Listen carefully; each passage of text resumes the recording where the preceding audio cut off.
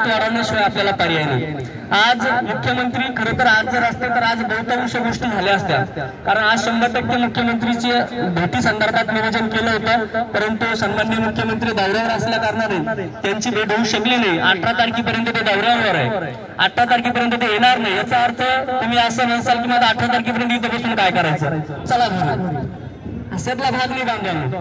तुमचा प्रत्येक दिवस मोजला जातो। मध्यंतरी तुम्ही मागचे आंदोलन 3 जानेवारी पासून चालू आहे, 3 जानेवारी पासूनचा तुमच्या प्रत्येक दिवसाची अपडेट मंत्रालयापर्यंत।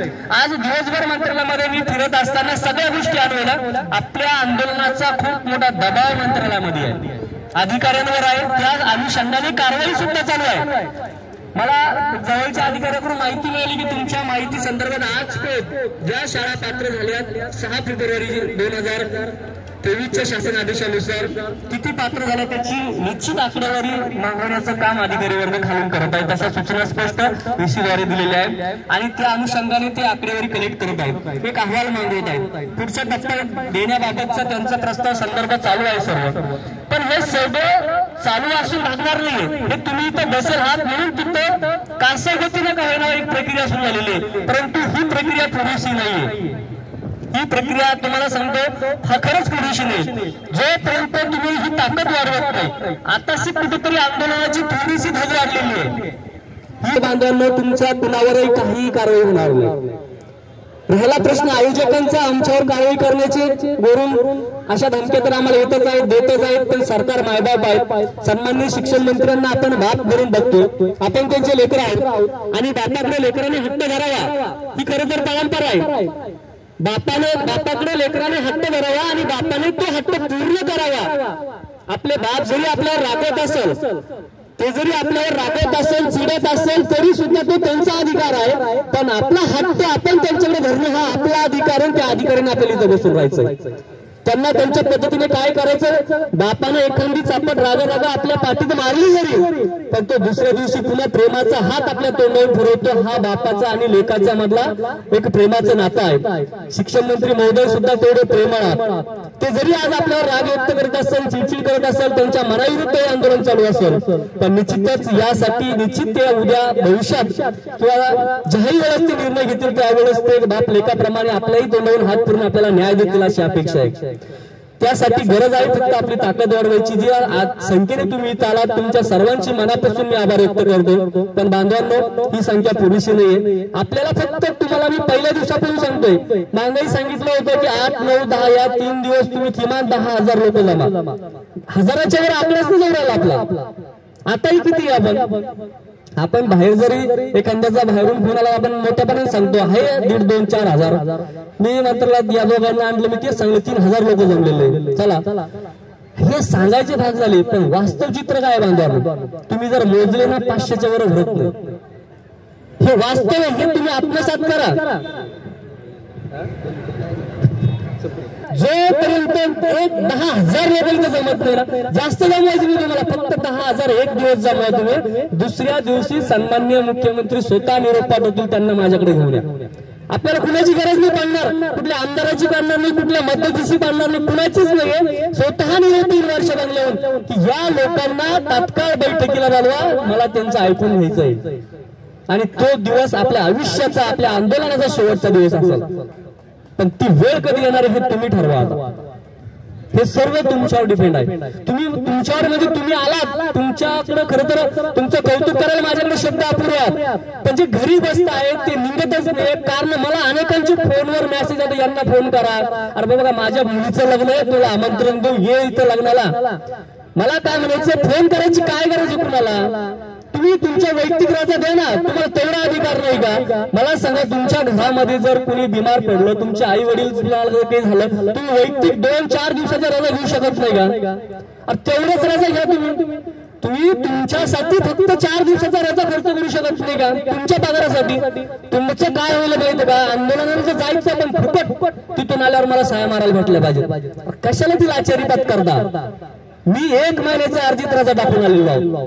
माझ्या शाळेतले काही कर्मचारी पण इथं बहुतांश ते बिचारे जवळपास 9 ते 10 कर्मचारी इथं हजर झाले आणि त्यांना सगळ्यांना माहिती 1 महिन्याचा डायरेक्ट अर्जित रजा टाकून दिल्या आणि त्याच्यावर सह्या सुद्धा करत नाही। कारण हा आपला अधिकार आहे. तुम्ही प्रत्येक जण तुमच्या वैयक्तिक रजा घ्या, 8 दिवसाचा घ्या, 4 दिवसाचा घ्या, पण ते योगदान इथं द्या. 63,000 बांधवांनो, आपला एकूण पात्र शाळांचा आकडा आज रोजी जास्त असेल, पण जो सन्मान्य शिक्षण मंत्री महोदय यांनी सभागृहाच्या पटलावर ठेवला होता तो आहे 8,822. 8,822 एवढ्या शाळा आहे. या एवढ्या शाळेतला प्रत्येक शाळेतला एक शिक्षक जरी आला तर कुठल्या विद्यार्थ्याचं नुकसान होणार आहे का? एका शाळेतला एक शिक्षक, फक्त एका शाळेतला एक शिक्षक जरी आला तर इथं 8,500 लोकांची संख्या जमू शकते. आणि 8,500 लोकांची संख्या जर इथं जमली तर हे पूर्ण ग्राउंड कमी पडेल. या ग्राउंडची क्षमता जास्तीत जास्त 8,000-9,000ची. आणि तुम्ही जर 8,500 लोक जर इथे उतरले तर एका दिवसात हा प्रश्न संपणार आहे. याच्यात प्रश्न 2 आहे, म्हणजे फायदे 2 आहे. याच्यात तुमच्या कुणावर कारवाई होणार नाही. दुसरा महत्वाचा विषय की तुमच्या कुठल्याही विद्यार्थ्याचं नुकसान होणार नाही, कारण एका शाळेतून तुम्ही एकला चाललात फक्त. हा अधिकृत शासनाचा आकडा आहे. राज्यामध्ये 8,822 शाळा आहेत ज्या पात्र आहेत, ज्या कुठल्या तरी टप्प्यावर आहे. मी त्या त्रुटीच्या विचार सांगत नाहीये. ते 1,822 जे काही 21 ज्या काही शाळा अजून अपात्र झाल्या, ज्या पात्र झाल्याने मी त्यांना सांगतच नाही तुम्ही या. पण जे पात्र आहेत, जे आज रोजी 20 असेल, 40 असेल, 60 असेल या टप्प्यात पगार घेतात, यावरील 8,821 लोकांपैकी प्रत्येक शाळेवरील एक जर व्यक्ती आला तर आज 8,821 लोक इथे मैदानावर उपस्थित राहील. आणि तो दिवस आपल्या आंदोलनाचा शेवटचा दिवस असेल. मग ते काय येऊ शकत नाही मैदानावर. बरं, आम्ही सांगायचं तरी किती वेळ? आपले सकाळपासून जेवढे पण इथं सूत्रसंचालन करतात सगळे बांधव कवितेच्या माध्यमातून असेल, त्यांच्या भाषणातून असेल, सगळेजण पोटतिडकीने एवढंच मेसेज टाकतात की बाबांना या, ताकदीने या, कारण तुम्ही आल्याशिवाय प्रश्न सुटणार नाही. अरे अभिमानाने आपण सांगतो आमचा 63,000 लोकांचा प्रश्न आहे आणि 63,000 कधी मैदानावर आलेच नाही. हा आतापर्यंतचा इतिहास आहे. गेल्या इतक्या वर्षापासून आपण आंदोलन केले, जवळपास 150-200 आंदोलन झाले, पण एवढे लोक अजून आले नाही. म्हणून माझी हात जोडून विनंती बांधवांनो, आपल्याला मैदान सोडायचं नाही. का सोडायचं तुम्ही सांगा? तुम्ही सांगा. जर आंदोलन बंद करायचं असेल तर उद्याच बंद करून टाकतो. सगळे समन्वयक उद्याच आपण बंद करू, जाऊ द्या काही. कारण तसेही शिक्षण मंत्री आमच्यावर रागातच आहे. त्यांचा रोष अंगावर घेऊन आम्ही इथं जगतोय. तुम्हाला फक्त येऊन बसणं आहे. आम्हाला माहित आहे ते आज राबवतायत बोलून, पण उद्या तेच आम्हाला पण न्याय देणार आहे. कारण न्याय देण्याची भूमिका फक्त याच माणसाची आहे. माननीय शिक्षण मंत्रीच आपल्याला न्याय देऊ शकतात. ही भूमिका, ही मानसिकता आमची, बाकी दुसरं पुण्यात दम नाही. हाच माणूस बांधवांनो, इतिहासामध्ये ज्याने 1100 कोटी दिले पुढचाही न्याय हाच माणूस देऊ शकतो. म्हणून त्या आशेने आपण त्यांच्या विरोधात बसलो नाही. शिक्षण मंत्र्याला आपला बिलकुल विरोध नाही, कारण असा शिक्षण मंत्री इतिहासात पुन्हा होणार नाही. तुम्हाला सांगतो, जो माणूस, ज्या माणसाने एकदा जो निर्णय घेतला तो तडीसच नेतोय. आणि म्हणून आपल्याला आशा आहे की या आदरणीय सन्माननीय शिक्षण मंत्र्यांनी आपल्याला न्याय द्यावा. आणि त्या न्याय देण्यासाठी त्यांनी तडकाफडकी आपल्याला कायमचा हा प्रश्न सोडत. त्यांनी हाही सांगितलंय की ज्या वेळेस मी शासन आदेश काढेल त्यावेळेस तुम्हाला पुन्हा आंदोलन करायची गरज पडणार नाही. म्हणजे त्यामध्ये तुमचं प्रचलितचं धोरण मी टाकणार आहे. दरवर्षी टप्पा वाढ करण्याबाबतचं मी धोरण टाकणार आहे. त्यांनी मान्य केलंय, आजही केलंय. आजही ते बोलले आम्हाला. फक्त त्यांची गुंडी एकाच ठिकाणी गुंतली आहे, ती तुम्हालाही माहित आहे आणि आपल्याला नेमकं ती मान्य नाही. आपल्याला गरज आहे 1 जानेवारी 2024. ते म्हणतात डिसेंबर, आपण म्हणतो जानेवारी. एवढ्या 8-9 महिन्याचं अंतर आहे बांधवांनो. आणि हे अंतर जर कमी करायचं असेल, हे 9 महिन्याचं अंतर जर कमी करायचं असेल तर आझाद मैदान शिवाय पर्याय नाही. तुम्ही माणसानं आता 3च दिवस बोलवलं होतं, आता परत सांगितलं पुन्हा 3च दिवस या. ते 3 दिवस चालतील, किती दिवस आहे बांधवांनो? ह्या गोष्टी सांगाव्या लागतात. पण एक सांगतोय, जर आपल्याला निर्णय झाल्याशिवाय उठायचं नसेल तर आंदोलन, मागच्या वेळेचा इतिहास आहे, 52 दिवस आंदोलन केलं तेव्हा 20% भेटलं होतं. ज्युनियर कॉलेजच्या बांधवांना 20% आणि ज्यांना 20 होतं ते 40 वर गेले. जे 40हून 60 वर गेले आणि जे 20हून 40 वर आले, जे 9व्यानं 20 वर आले त्यावेळेस 42 दिवस बसलो होतो. किती दिवसचा इतिहास आहे? 42 दिवसाचा. आज आपल्या आंदोलनाला किती दिवस झाले? या फक्त 13वा दिवस आहे, 14वा, बरोबर, 14वा दिवस आहे.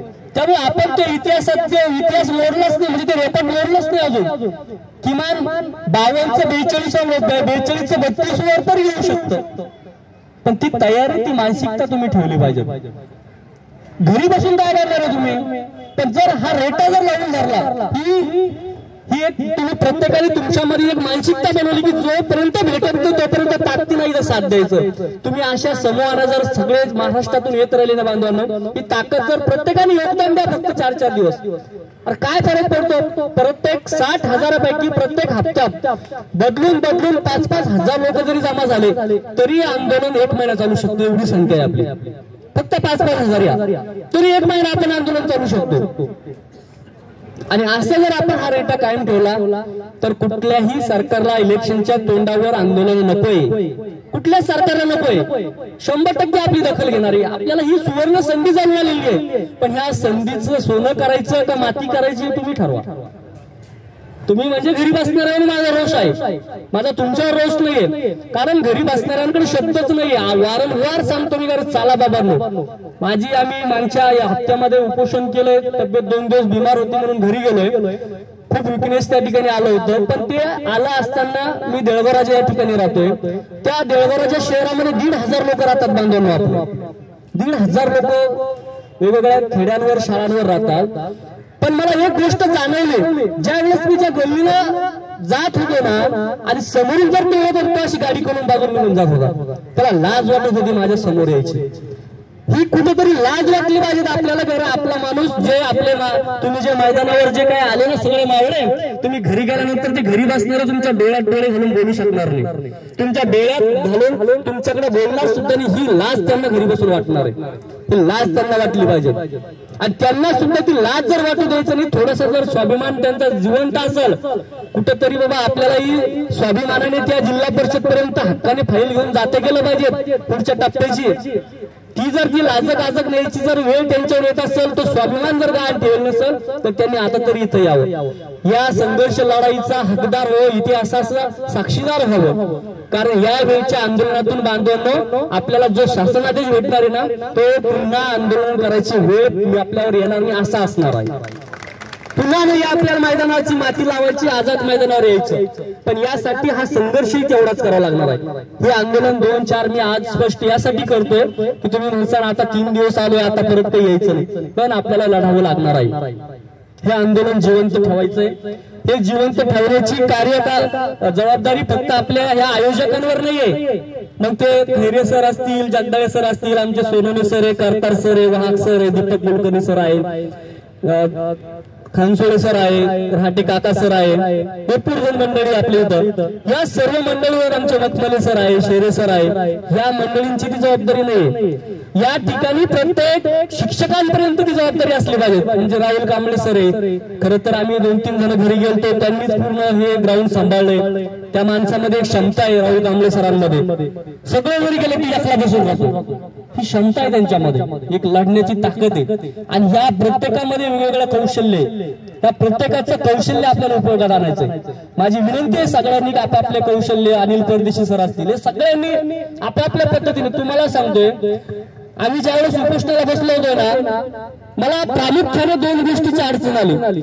एक मैदान सांभाळण्यासाठी अडचण आली. तर मी झोपलेलो होतो आणि करतार सिंग बिमार होतो. त्या माणसामध्ये सुद्धा लोक टिकून ठेवण्याची एक प्रभावी शक्ती आहे, क्षमता आहे. आणि दुसरी चिकटीने मंत्रालयामध्ये पाठपुरावा करण्याची जी ताकद आहे ना ती आपल्या संतोष वाघ सरकडे आहे.